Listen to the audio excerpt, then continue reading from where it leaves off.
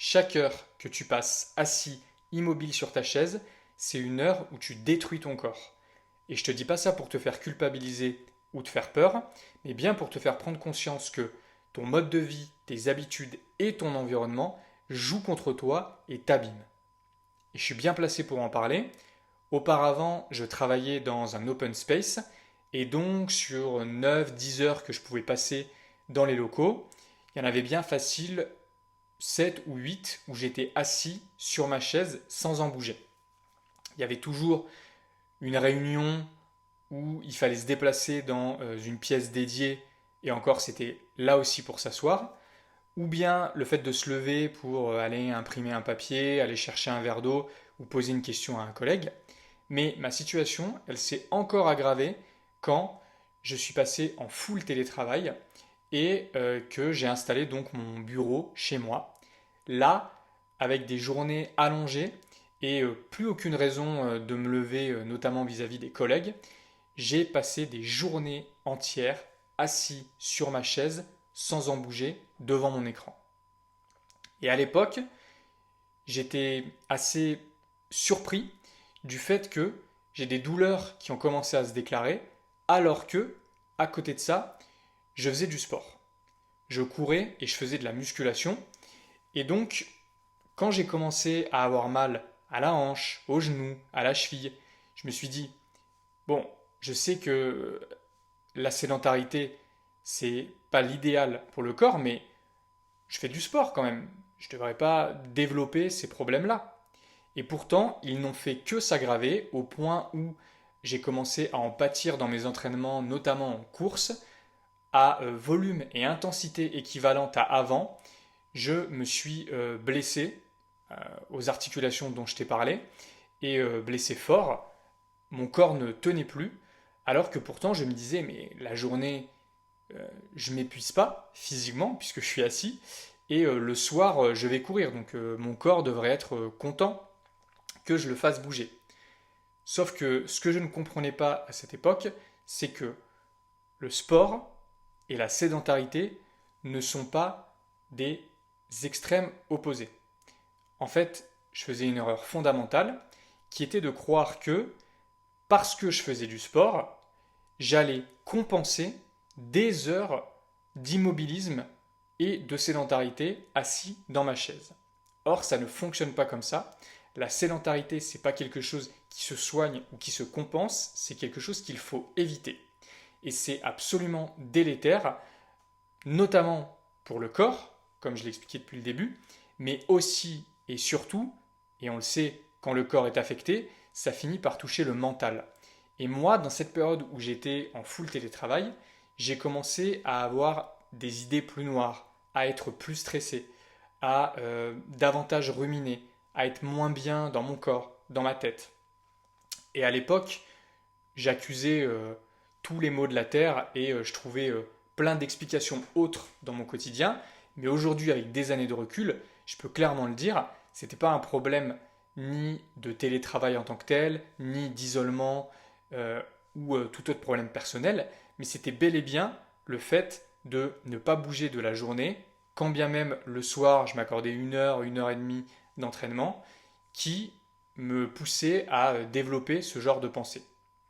Parce que oui, le corps, il n'est pas fait pour être immobile toute la journée, de même qu'il n'est pas spécialement fait pour aller dans d'autres extrêmes et se lever de sa chaise pour aller s'envoyer un énorme entraînement juste après. Et d'ailleurs, je sais que beaucoup de personnes connaissent ça, des personnes qui travaillent dans le tertiaire, qui sont justement assises toute la journée et qui à côté de ça font beaucoup de sport et qui peuvent être frustrées de voir que des personnes qui font beaucoup moins de sport qu'elles, mais qui ont un emploi plus actif, vont avoir une meilleure santé, voire une meilleure condition physique. Et ça peut sembler contre-intuitif parce que dans l'époque dans laquelle on vit, on a associé la solution de la sédentarité au sport et on a associé la bonne santé au sport. Or, on sait aujourd'hui, il suffit d'observer les populations, notamment qui vivent très longtemps et qui vivent très longtemps en bonne santé, pour se rendre compte que ce pas des grands sportifs. Par contre, c'est des gens qui bougent tout le temps, tous les jours, toute la journée. C'est des gens qui marchent, c'est des gens qui jardinent, c'est des gens qui vont soulever des objets, porter des objets, peut-être faire du vélo, mais qui vont se déplacer par les moyens de leur corps et qui vont faire travailler leur corps dans des conditions douces et qui ne vont pas l'endommager. Donc, ça définit bien la sédentarité, qui est le fait de rester dans une même position statique, et notamment la position assise, pendant de longues périodes sans en sortir. Et donc ça, c'est la nuance qui nous intéresse, et c'est ce qui nous fait comprendre que si j'ai passé 9 heures assis sur ma chaise sans en bouger, même si je me fais 9 heures d'une séance très intense derrière, ça ne va pas enlever les 9 heures que j'ai passées assis sur ma chaise.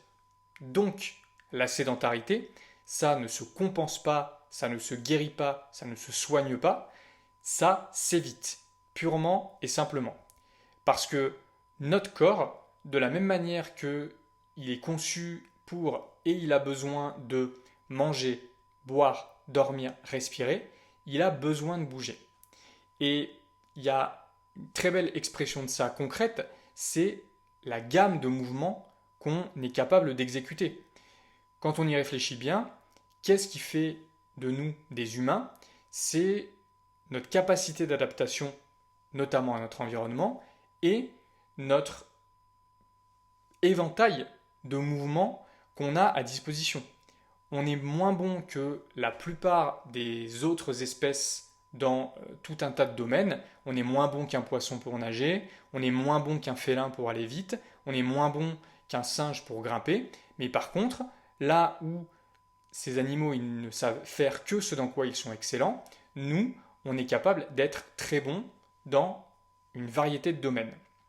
Notamment, on peut marcher, on peut courir, grimper, ramper, faire de la quadrupédie, on peut nager, on peut lancer des objets, soulever des objets, on peut danser ou lutter ou se battre avec une autre personne. On peut faire énormément de choses. Et ça, j'en ai pris conscience en découvrant notamment un monsieur qui s'appelle Ido Portal, qui est l'inventeur de la movement culture. La movement culture, ou culture du mouvement, c'est une approche de l'entraînement et de la physicalité que donc Ido Portal a développé et qui sort du prisme des sports, donc le foot, la natation, l'escalade, pour faire bouger le corps plutôt dans les mouvements qu'il est capable de faire, les fameux, ce qu'il appelle patterns, et ne pas se concentrer et se réduire à on va juste grimper parce qu'on fait de l'escalade ou on va juste nager parce qu'on fait de la natation. Non, on va retrouver notre expression corporelle un petit peu comme quand on était enfant et qu'on était extrêmement souple, extrêmement agile, capable de tout faire. L'idée de la culture du mouvement, c'est d'avoir cette approche-là du corps. Et c'est une approche qu'on pourrait dire naturelle, au sens où elle respecte profondément notre nature en tant qu'être humain, à la fois pour des besoins de, je pourrais dire, épanouissement, presque jeu. Ça fait énormément de bien de faire tout ça et de s'exprimer dans tous ces mouvements-là, mais aussi d'un point de vue santé. Parce qu'un corps qui est capable de faire tout ça et un corps qui fait tout ça, c'est un corps qui va maintenir ses fonctions de base et donc qui va être en bonne santé. Et ça explique un petit peu pourquoi des gens qui ont un emploi qui va nécessiter qu'ils ne soient pas assis trop longtemps, ils se lèvent souvent et ils bougent pas mal en marchant notamment, et qui sans faire de sport à côté de ça, vont quand même être en bonne santé, souples et se sentir bien. Donc, comment tirer parti de tout ça? Moi, ce que je t'invite à faire, c'est si là tout de suite tu es assis ou si dans un avenir proche tu vas devoir t'asseoir pendant un long moment, c'est de te mettre un minuteur ou alors de regarder ta montre, de regarder l'heure et d'éviter de passer plus d'une heure dans la position assise prolongée sans interruption. C'est pas toujours évident selon le contexte dans lequel tu te trouves, notamment au travail. Peut-être que tu vas pas pouvoir faire autrement, mais c'est à l'idéal, c'est 1 heure, et si c'est plus, bah c'est plus, mais fais du mieux que tu peux pour sortir de la position assise dès que tu en as l'occasion et éviter d'y rester pendant trop longtemps. Et qu'est-ce que tu fais une fois que tu t'es levé? Eh ben, accorde-toi 5 minutes pour faire bouger ton corps. Tu peux marcher, je pense que c'est la solution la plus simple pour tout le monde, mais si tu veux quelque chose d'un petit peu plus ludique et qui en plus va faire du bien à ton corps, bah, tout au long de la journée, quand tu prends tes petites pauses, ce qu'on appelle des movement snacks, tes petites pauses de mouvement, tout au long de la journée, bah, un coup tu peux faire quelques squats, un coup tu peux faire quelques jumping jacks, un coup tu peux faire quelques pompes. Si tu as une barre à disposition, tu peux t'y suspendre. Et ça va réactiver ton corps et empêcher ce processus de sédentarité. Donc voilà ce que je t'invite à faire. Toutes les heures passées assises, lève-toi et marche. Ou, encore mieux, bouge. N'oublie pas, bouger, c'est non négociable parce que c'est le langage primaire du corps et c'est ce dont il a besoin tout simplement pour fonctionner correctement.